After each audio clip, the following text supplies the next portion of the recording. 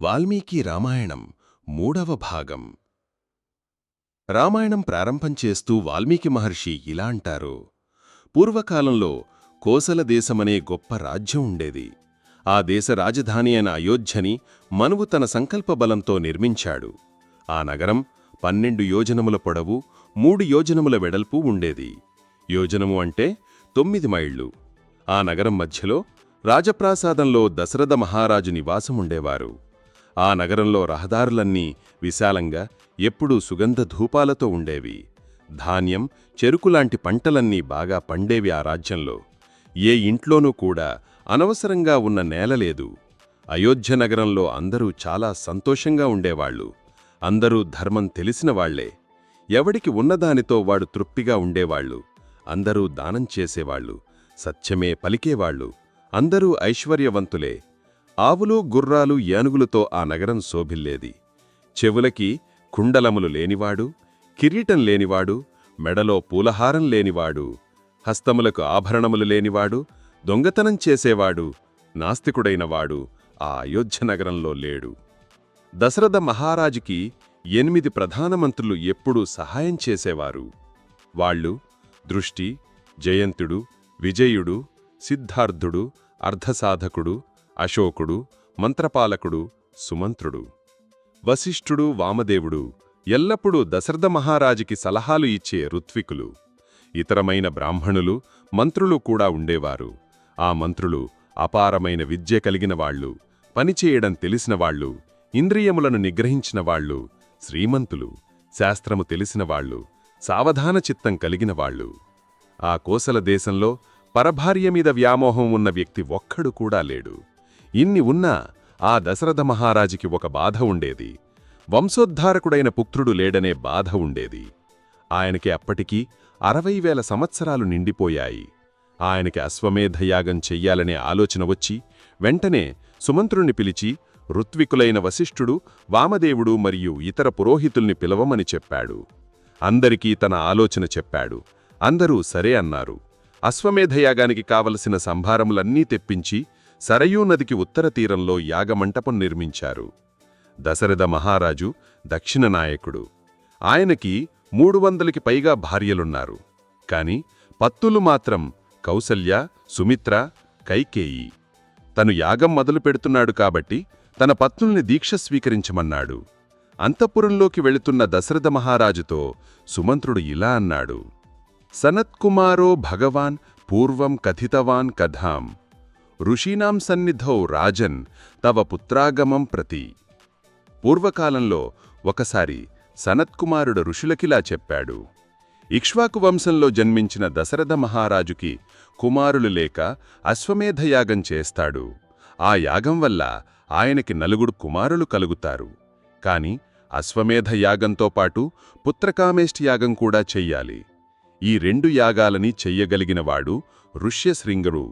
ఆయన ఆ యాగాలను చేస్తేనే బిడ్డలు పుడతారని సనత్కుమారుడు చెప్తుంటే విన్నాను అని సుమంత్రుడు దశరథ మహారాజుతో అన్నాడు.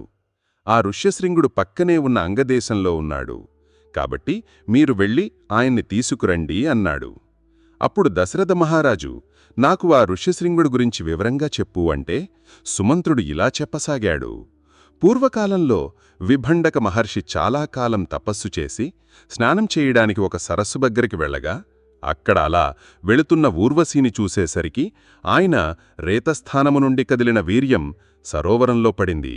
ఆ వీర్యాన్ని ఒక జింక తాగి గర్భం ధరించి శిరసు మీద కొమ్ము ఉన్న ఒక పిల్లవాడికి జన్మనిచ్చింది. అలా శిరసు మీద కొమ్ముతో పుట్టాడు కాబట్టి ఆయనకి ఋష్యశృంగుడు అని పేరు పెట్టారు. ఆ విభండక మహర్షి ఋష్యశృంగుడు సమస్త వేదాలు, శాస్త్రాలు, యజ్ఞయాగాదులు అన్నీ చెప్పాడు. కాని ఆ ఋష్యశృంగుడు లోకం తెలియకుండా పెంచాడు. ఆయనకి అసలు ఈ సృష్టిలో స్త్రీ, పురుషులని 2 ఉంటారని కూడా తెలియకుండా పెంచాడు. అంటే విషయ సుఖాల వైపు వెళ్లకుండా పెంచాడు. ఎప్పుడూ ఆ ఆశ్రమంలోనే తండ్రి పక్కనే ఉండేవాడు. ఆ అంగరాజ్యాన్ని పరిపాలించే రోమపాదుడు ధర్మం తప్పడం వల్ల ఆ రాజ్యంలో వర్షాలు పడడం మానేశాయి. దేశంలో క్షామం వచ్చింది. ఋష్యశృంగుడు కాని మన దేశంలో అడుగుపెడితే వర్షాలు తప్పక కురుస్తాయని కొందరు మహర్షులన్నారు.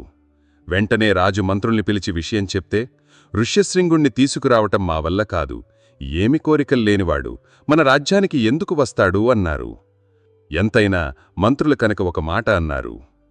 ఇంద్రియార్థైః అభిమతైః నరచిత్తప్రమాధిభిః. ఋష్యశృంగుడి కూడా ఇంద్రియాలు, మనస్సు ఉంటాయి.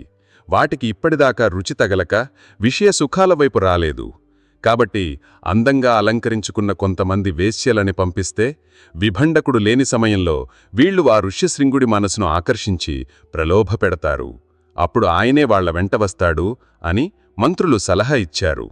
ఆ వేశ్యలకి విభండకుడి మీద ఉన్న భయం వల్ల వాళ్లు ఆశ్రమం నుంచి దూరంగా ఉండి పాటలు పాడడం, నాట్యం చేయడం మొదలుపెట్టారు.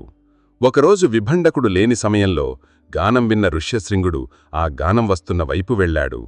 అక్కడ ఉన్న ఆ వేశ్యల్ని చూసి వాళ్లు పురుషులే అనుకొని, మహాపురుషులారా, మీరు మా ఆశ్రమానికి రండి, మిమ్మల్ని పూజిస్తాను అన్నాడు. అందరూ విభండకుడి ఆశ్రమానికి వెళ్లారు. తరువాత ఆ వేశ్యలు ఆశ్రమం నుంచి వెళ్లిపోతూ ఆ ఋష్యశృంగుణ్ణి గట్టిగా కౌగిలించుకొని వెళ్లిపోయారు. మర్నాడు ఆ ఋష్యశృంగుడికి మనసులో దిగులుగా అనిపించి, ఆ వేశ్యల్ని చూడాలనిపించి వాళ్ల దగ్గరికి వెళ్లాడు. ఈసారి వాళ్లు ఆయనని కొంచెం దూరంగా ఉన్న తమ ఆశ్రమానికి రమ్మన్నారు. సరే అని అందరూ బయల్దేరారు. ఆయన అలా అంగదేశంలో అడుగు పెట్టగానే తత్రచ ఆనీయమానేతు విప్రే తస్మిన్ మహాత్మని వవర్ష సహసా దేవో జగద్ ప్రహ్లాదయంతదా. ఆకాశం నుంచి బ్రహ్మాండమైన వర్షం కురిసింది. వెంటనే రోమపాదుడు ఋష్యశృంగుడికి నమస్కారం చేసి ప్రార్థించి అంతఃపురంలోకి తీసుకెళ్లి తన కుమార్తెయైన శాంతను ఇచ్చి వివాహం జరిపించారు. కాబట్టి దశరథ మహారాజు ఆ ఋష్యశృంగుణ్ణి పిలవడానికి అంగదేశానికి స్వయంగా వెళ్లాడు. అక్కడ 8 రోజులున్నాక వెళ్లిపోతూ దశరథుడు రోమపాదుడితో ఇలా అన్నాడు: మా ఇంట్లో ఒక ముఖ్యమైన కార్యముంది కనుక నీ కూతుర్ని అల్లుణ్ణి కూడా నాతో పంపిస్తావా అని అడిగాడు. రోమపాదుడు ఆనందంగా పంపించాడు. దశరథుడు చాలా సంతోషించి వాళ్లను అయోధ్యకు తీసుకెళ్లాడు. రేపు 4వ భాగం. సర్వం శ్రీకృష్ణార్పణమస్తు. లోకా సమస్తా సుఖినో భవంతు. రేపటి తరానికి బతుకు భద్రతలతో పాటు భారతీయత కూడా నేర్పండి.